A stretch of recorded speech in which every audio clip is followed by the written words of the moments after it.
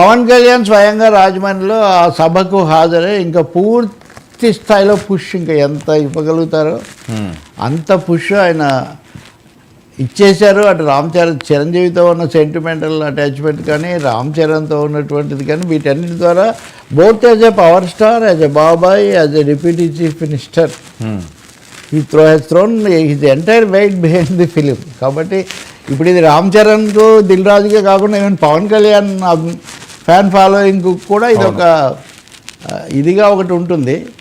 సరే, దాని మీద వాళ్ళు పెంచుకోవడానికి అవకాశం ఇచ్చారు. తెలంగాణ ప్రభుత్వం ఏం చేస్తుంది?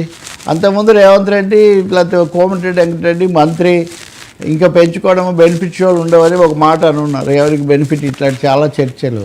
మరి దిల్ రాజు ఏం చేస్తారు? ఆయనవే 3 సినిమాలు, ఇలాంటి చర్చలు. థియేటర్లు అంటే అన్నీ ఆయన చేతుల్లో ఉంటాయి కాబట్టి సర్దుబాటు చేసుకోవచ్చు.